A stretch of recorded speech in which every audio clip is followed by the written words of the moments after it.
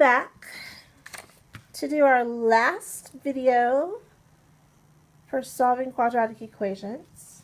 We factored, we used the square root method, we used the quadratic formula, we graphed, and now we're going to complete the square. So in order to complete the square, we are going to use algebra tiles. So let's remind ourselves, or introduce to the sum, what these tiles mean. This is x squared. The back of it is red, so that's negative x. This is x. The back is just negative x. And this is 1 unit. And the back makes a negative 1 unit. Okay? So our problem says x squared plus 6x, let me verify, yeah, right, plus 3. So x squared plus 6x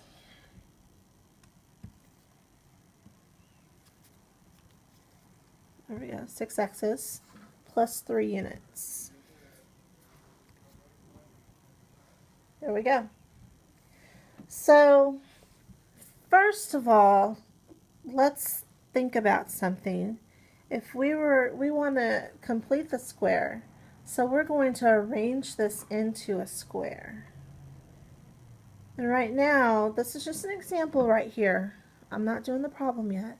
This is an example just to show you. I have right now x plus 1, because this is 1. And down the side x, ooh, yucky, x plus 1. So that means I have x plus 1 times x plus 1, which is the same as x plus 1 squared. And look at this. I need something to fill that in to make it a square, hence complete the square. So I'm missing a unit. I'm missing 1 unit. So I'm going to say minus 1. So if I put that unit there, that completes a square. If I had too many, let's say I had 2 left over, then that would be plus 2. Okay? So if you have too many left over, it's plus. If you're missing, it's minus. Okay? All right, so let's go back to our problem. Get rid of that stuff right there. Okay, so we had x squared plus 6x plus 3. And we are going to look at our b value, which is 6, and we're going to split that into 2 parts. So 3 on the side and 3 at the bottom. Okay? Now we fill in with our yellows. There we go. And as you can see, I'm missing some. So that means minus a number. How many am I missing? Yeah, I'm missing 6. So I'm going to skip a step. That's x plus 3. Oh, my bad. I didn't even factor. This is x plus 3 over here. X plus 3 over here. So that means it's x plus 3 squared minus 6. There we go. Pause the video and write this down on the, let me zoom in a little bit. I hope it's not too blurry. Write this down on the picture part. Okay?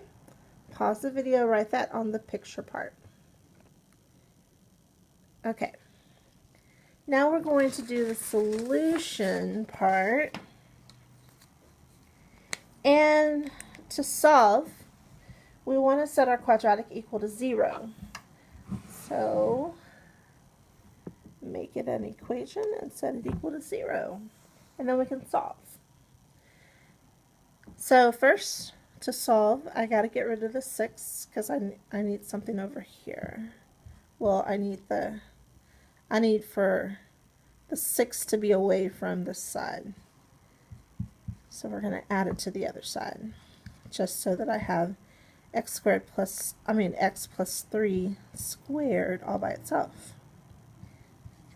And then I can deal with it. Okay. Now, this should look familiar to you because we did a problem similar with the square root method. Look familiar?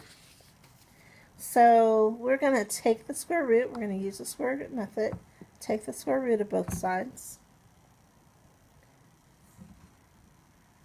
and the square root and the square, they cancel each other out, so to speak, and leaves me with x plus 3 equals the square root of 6.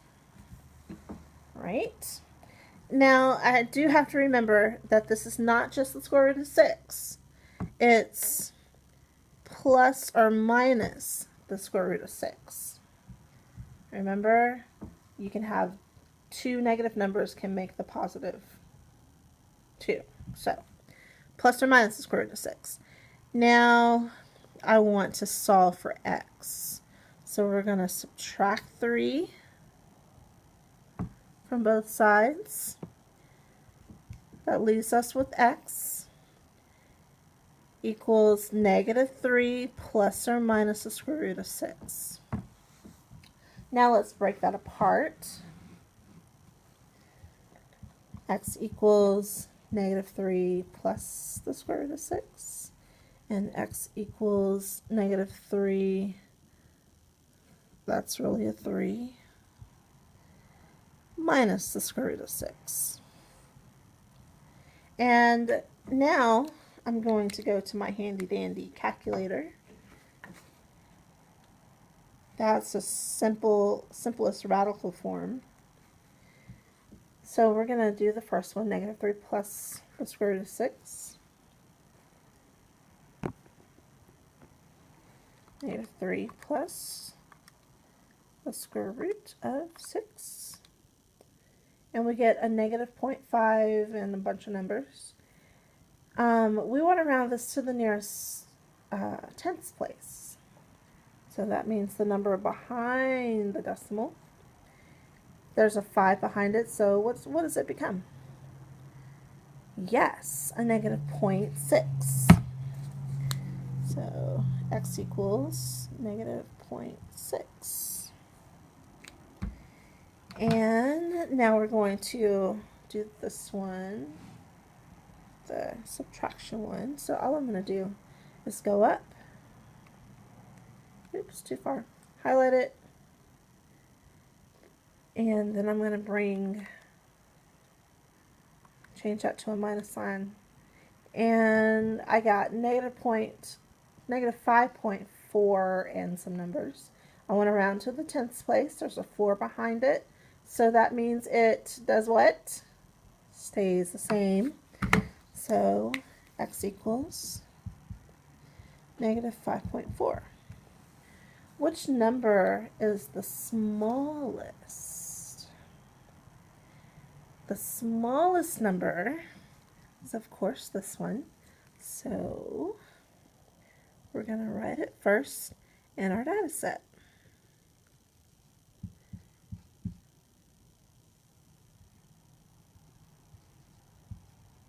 And there's our answer.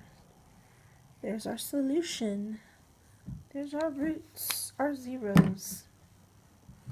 Okay, now I would like for you to do this last problem here on your own. Complete the square. And then we're done with the foldable.